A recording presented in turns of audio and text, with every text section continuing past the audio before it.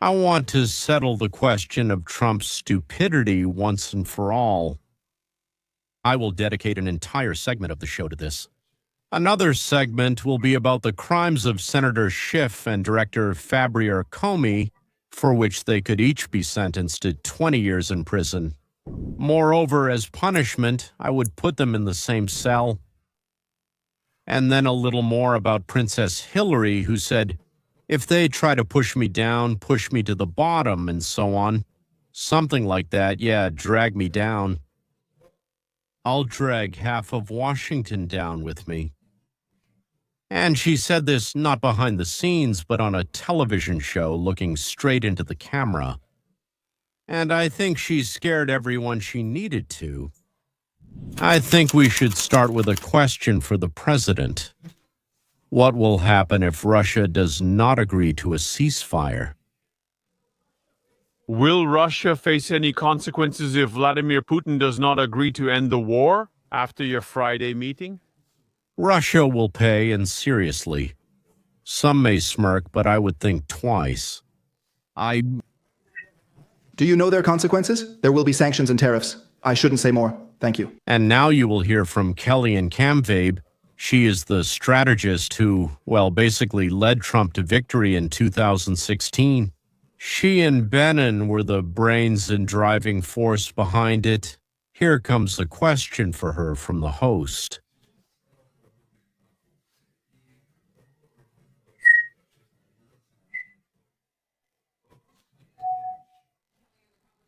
Kelly, the discussion shifted to Friday's big Alaska meeting with Putin. I also heard there could be a second meeting. And he suggested that if this happens, if we can support it, so that they wouldn't have to reach a ceasefire on Friday or anything close to that. Will Putin and Zelensky be involved? Is this a second two-level meeting? What do you think? He's a peacemaker and a deal maker. He does it through trade deals, tax deals, and obviously real peace deals. I appreciate the fact that the president is leaving the door open for future negotiations. He doesn't expect people to come to the table and surrender, but he wants to negotiate. If you've read The Art of the Deal, you know he starts out bold and large scale, then adapts based on the situation and people. Meeting with Putin separately is wise. He met Zelensky, who agreed to cooperate. They also met at the Pope's funeral and in the Oval Office. What became known about the event? His special envoy to Ukraine, Keith Kellogg, General Kellogg, is doing a fantastic job. Sid Wilkoff is vice president with a full team, including Secretary Rubin. I'm interested that Putin is doing this, since he often annexes or invades sovereign states like Crimea in 2013 and Ukraine in 2022. When Joe Biden is in the White House as vice president and president, and then there's Donald Trump, those presidents told him to stop, but he didn't. He went into Kyiv. He killed and destroyed more innocent people, and I think that changed the president's mind about what you're doing when you kill innocent people. How can we start negotiations? Also, I think Putin couldn't go to some countries because he could have been arrested the moment he arrived. So at least he can come to Alaska. And look, this is an interesting point. The president is responsible for these negotiations, and he has already done this with Armenia, Azerbaijan. He has done this with Cambodia. He has done this with India. He is doing this in the Middle East. Do I think he deserves the Nobel Peace Prize? Yes, but he's not doing it for that. Trump, in 200 days of his presidency, ended resolved 5 military conflicts around the world. Continuation nowhere except in Iran are forces operating, and in Iran only against very specific targets. Can you imagine ending or stopping 5 wars, including a 30-year conflict in Africa and probably a 200-year one in the Caucasus? When you meet Vladimir Putin in Alaska on Friday, do you think you can persuade him to stop attacking civilians in Ukraine? Well, let me tell you this. I've already talked to him about it. I've had many good conversations with him. Then I come home and see that a missile has hit a nursing home or a residential building and people are lying dead in the street. There's no answer since I've already addressed this. I want to end the war, Biden's war, and would be proud to end it just like the 5 others I ended. I think there's probably no answer to that. I knew Vladimir well. We got along great and always had good conversations. We had Russia. I had to go through the Russian hoax, and it was a strain on the relationship. I told him, well, you know, they have this fake investigation going on Russia, completely fake. created by Adam Schiff and Hillary Clinton and their whole group. And it made our country very vulnerable because I couldn't really interact with Russia the way we should have. I'm looking at PEM because I hope something will be done about it. No, Trump doesn't expect Putin to leave Ukraine or stop bombing Ukrainian cities as a result of this conversation on Friday. But without this assessment meeting, Trump believes there will be no movement toward peace. Following this meeting, the United States and European Union will decide how to proceed, how to hurt Russia to be continued. And not only Russia, but also those who help finance this war. Or as after this meeting, you could put Putin and Zelensky, the crayfish, the crab, and the pike all in one room. But Trump is not only concerned about the continuation, Ukraine, and the people killed there. He is also concerned about what Pelosi, Barr, Radomshi, the Clintons, and others have done and continue to do on the domestic and international fronts. Who tirelessly, just tirelessly, without stopping for a second, lies, accuses, manipulates, and, in fact, who has brought the world to the brink of disaster.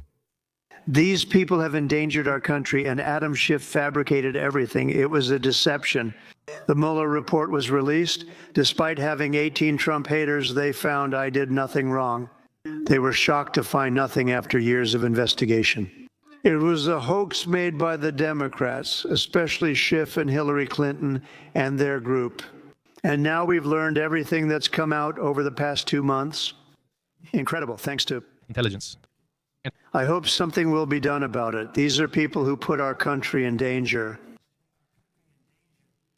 It's striking that, in their struggle for power, these people deliberately harm the country where their children, grandchildren, friends, and relatives live.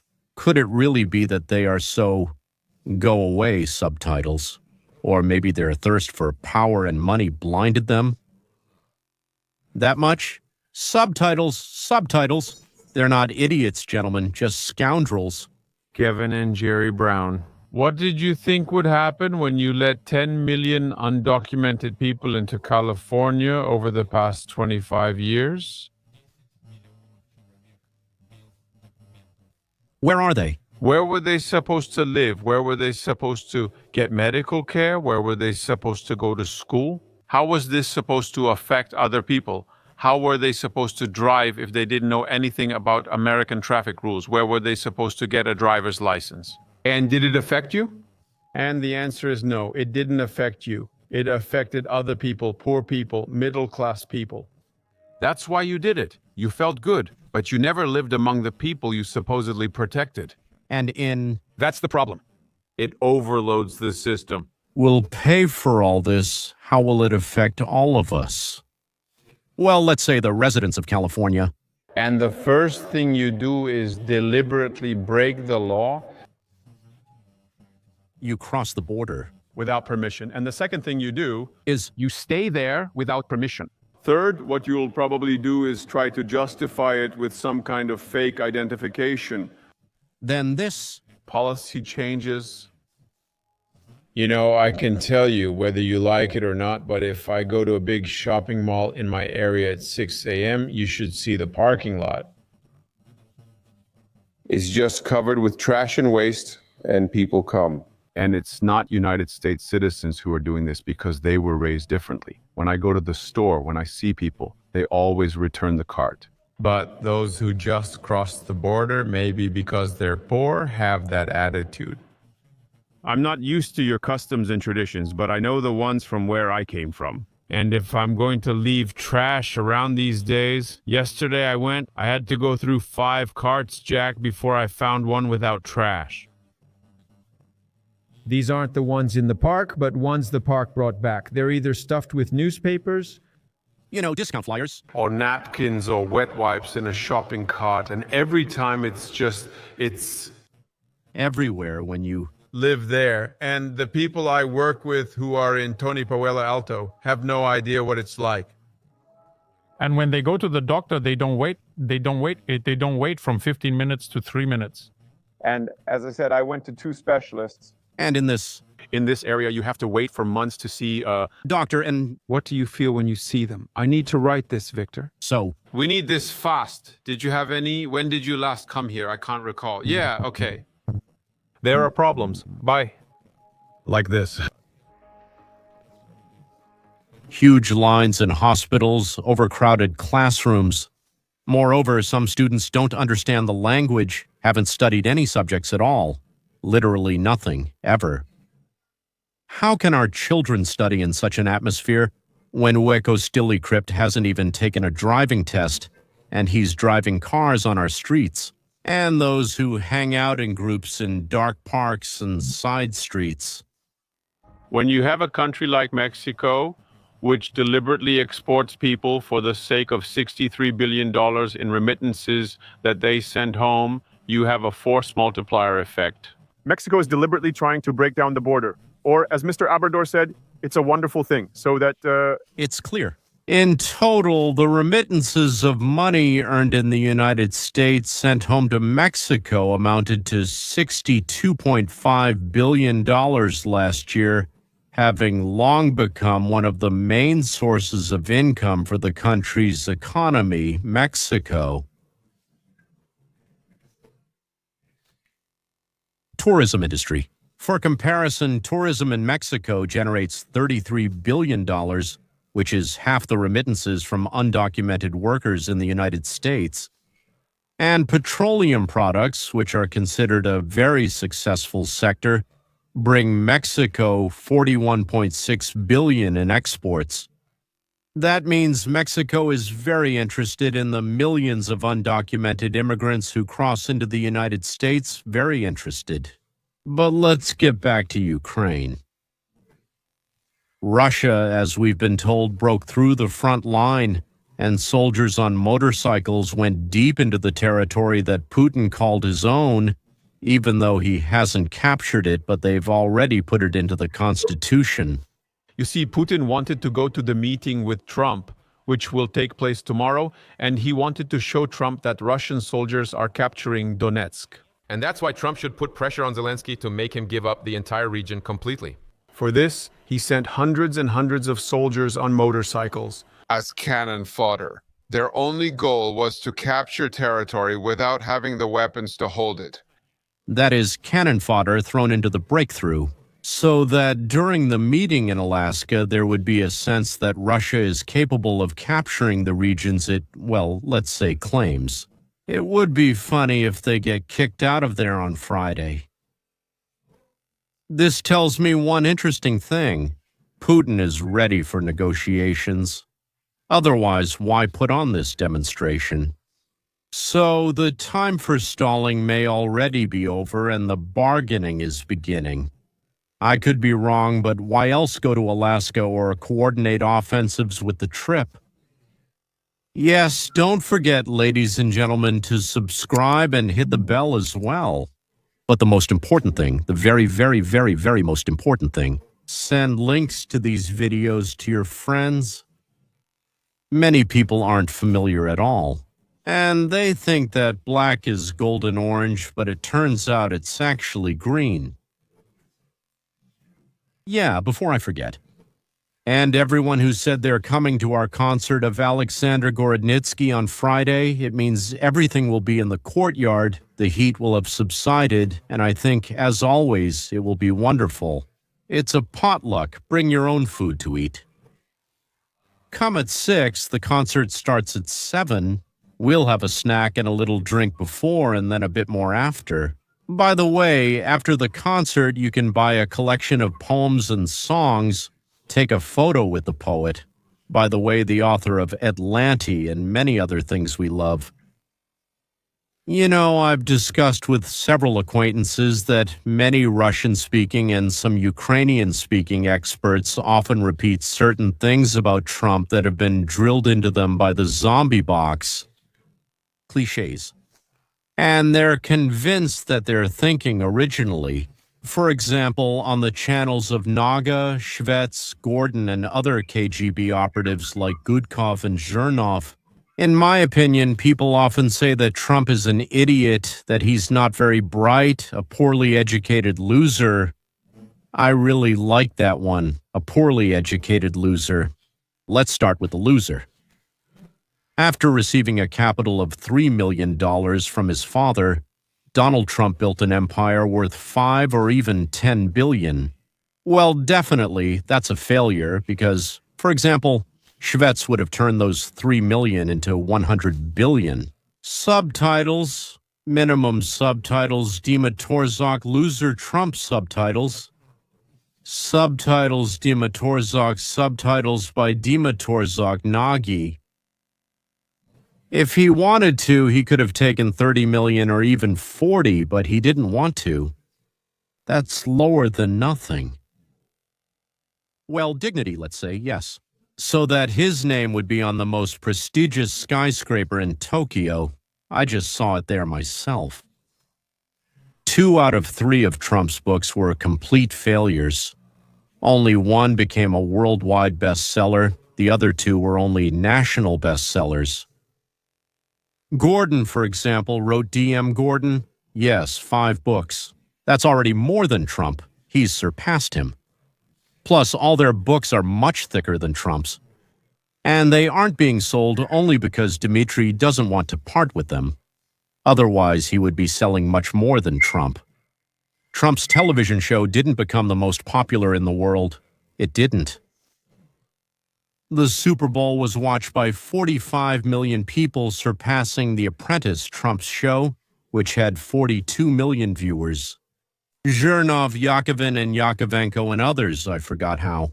Other last names. If the 3 of them took on this job together, they could easily surpass Super Bowl. Subtitles, shame on the loser Trump, who earned only $467 million from his failed show, Welcome Simpleton. But he did surpass the Oscars subtitles annual, which today is watched by less than half the number who watched Trump's subtitles, Dima Torzok. Maybe any fool watches Trump where Trump appears. Maybe he can make a second show, but not the first one. Not the first one. I'm not even saying that anyone could win the Republican Party nomination 3 times, but as for the Democratic Party, this slobbering loser would never win. All right, subtitles made by Dima Torzok.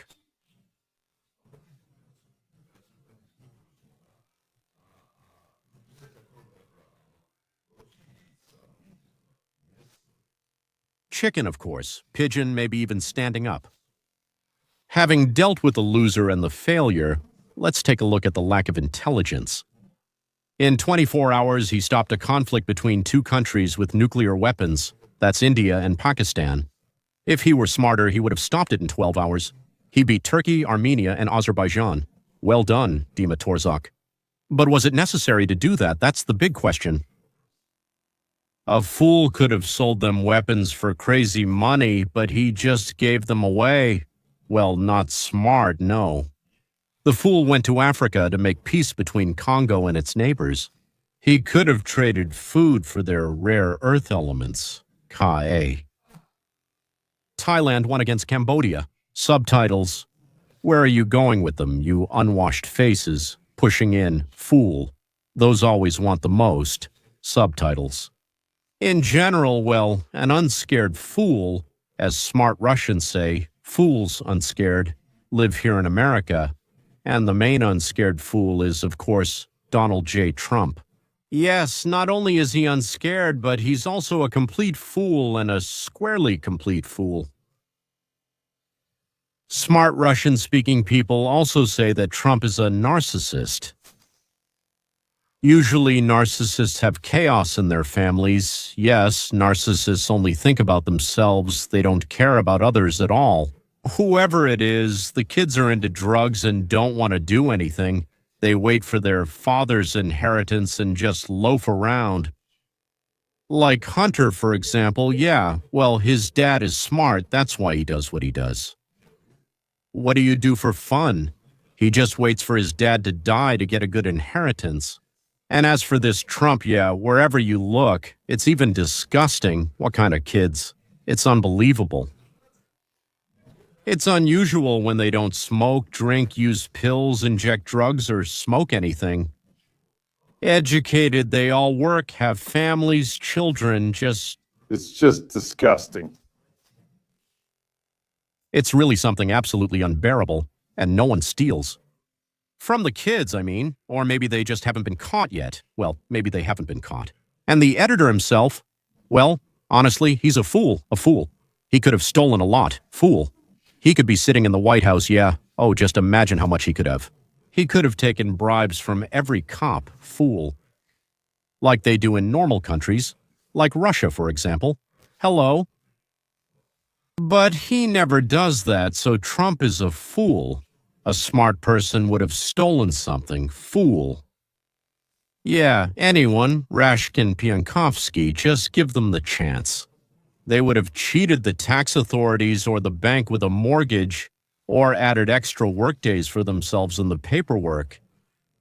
Yes, from the former homeland. That would have been smart. And Trump is a fool, a loser, a peacock, uneducated, uncouth, even stupid. Europe, blonde-haired, really for some reason, with 4 beautiful wives, also stupid. I think that, as Comrade Hunter Biden said, I bet they came from Epstein.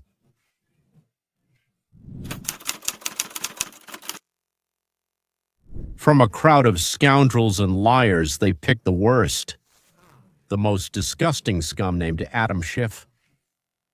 He was at the head of the impeachment in the LGAL Congress. Every day he spoke words, always like that it was clear he couldn't live without lying. V. He leaked information to the press and claimed that secret documents clearly proved that Trump was on the hook, that the office was compromised. And he does everything his handlers want.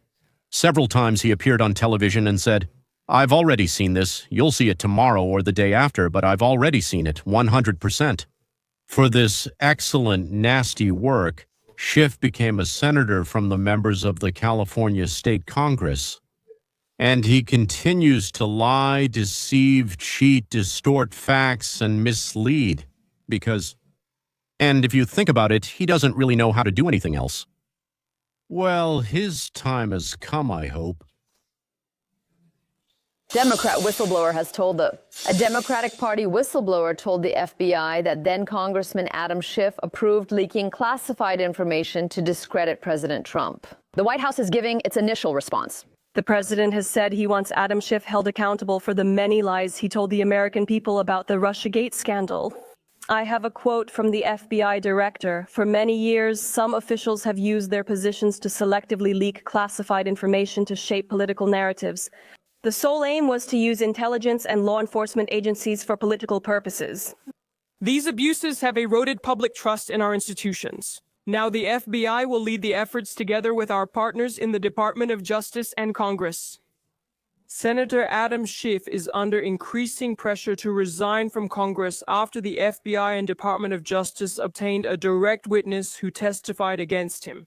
A 12-year Democratic Party staffer who worked for Schiff during the Russiagate period. Adam Schiff is under criminal investigation for leaking classified information to the press. Using his then role as chairman of the House Intelligence Committee. He lied and distorted facts, shaping the public's view of President Donald Trump and his administration. We all remember what Schiff was doing. For years, he claimed Trump was a Russian agent, worked with Putin, and had financial ties to Russians, but none of that is true. But at that time, he was the chairman of the House Intelligence Committee. That's one of the most influential positions in Congress. He was part of the Gang of Eight, so the media took him seriously. Never in its history has the chairman of the House Intelligence Committee been seen as a partisan supporter of one party in this way. This is a very serious job. They are the only member of Congress, along with the minority member, who have been briefed on black projects, besides having special access to all of this. It turns out that Schiff wasn't just lying to the public by claiming he had intelligence proving Trump was a traitor. He was picking the intelligence he wanted and leaking it to the press. Adam Schiff, who was then the chairman of the Congressional Intelligence Committee, was one of the 8 people To be continued, to be continued, to be continued. Problem. To be continued, to be continued, to be continued.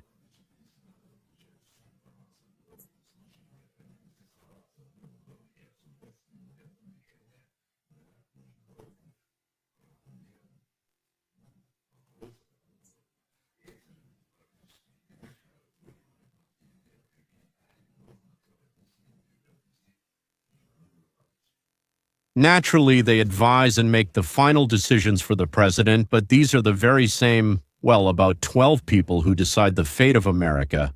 He was one of them. To be continued, one of these people to be continued. Maybe others were like that too, but we know for sure about this one. Adam Schiff was among them, at the same time trying to be continued to destroy American society from within. If that's true, how serious is this violation and what can be done?